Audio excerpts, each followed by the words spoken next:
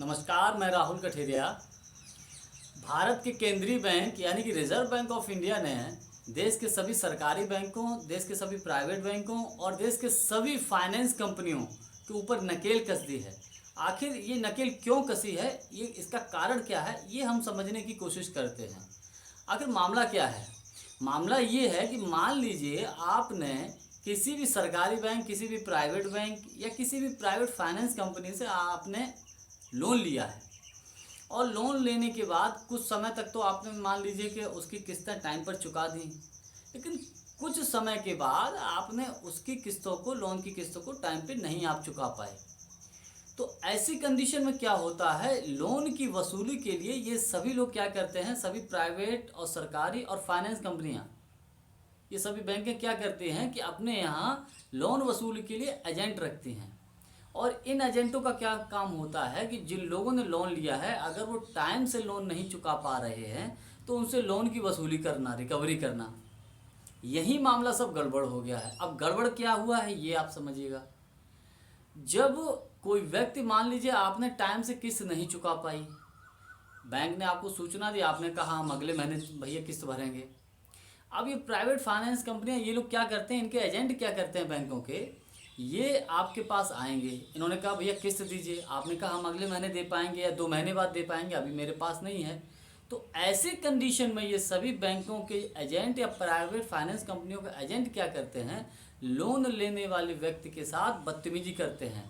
या वो व्यक्ति कहीं रास्ते में मिल गया तो उसके साथ बदतमीजी करने लगते हैं, उसके घर जाएंगे तो उसके साथ बदतमीजी करते हैं, गाली गलौज करने लगते हैं। कभी कभी हमने सुना है कि कई प्राइवेट फाइनेंस कंपनियों के लोग जो है मारपीट भी करते हैं। ऐसी बातें हम लोगों को अक्सर कर न्यूज़ में, मीडिया में देखने को, सुनने को मिलती रहती हैं। और ये सिर्फ इतने तक सीमित नहीं रहते हैं। मान लीजिए आपके, हो सकता है आपके घर पे रिश्तेदार हों, उनके सामने बदतमीजी करेंगे, अपमानित करेंगे, आपके आस पड़ोस के लोगों के सामने अपमानित करेंगे। तो इस प्रकार की घटनाओं को मद्देनज़र रखते हुए रिजर्व बैंक ऑफ इंडिया ने एक कड़ा एक्शन लिया है। और क्यों लिया है, इसका एक कारण है। 1 अप्रैल 2021 से लेकर 3 मार्च 2022 तक रिजर्व बैंक ऑफ इंडिया के पास लोगों की शिकायतें गई हैं। उन लोगों की शिकायतें गई हैं जिन लोगों के साथ इन एजेंटों ने बदतमीजी दी है। उन लोगों ने शिकायतें दी हैं लगभग 7,800 के लगभग, कि इस प्रकार से हमारे पास, हमारे ऊपर घटनाएं हुई हैं और इन बैंकों के या प्राइवेट फाइनेंस कंपनियों के एजेंटों ने ये घटनाएं की हैं, हमारे साथ बदतमीजी की है। तब रिजर्व बैंक ऑफ इंडिया ने सख्त एक्शन लेते हुए, कड़ा एक्शन लेते हुए इस पर तुरंत कल ही शुक्रवार को एक्शन लिया है और स्पष्ट कहा है, अगर किसी भी व्यक्ति के घर जाकर किसी भी एजेंट ने उसको, ना तो वो सार्वजनिक तौर पे उसका अपमान करेगा, ना उसके रिश्तेदारों के सामने अपमान करेगा, ना दोस्तों के सामने वसूली करेगा, और ना ही किसी के सामने किसी प्रकार की बदतमीजी नहीं करेगा, चाहे वो शारीरिक तौर पे हो, चाहे वो मानसिक तौर पे हो, चाहे आप बातचीत के माध्यम से उसको अपमानित करें।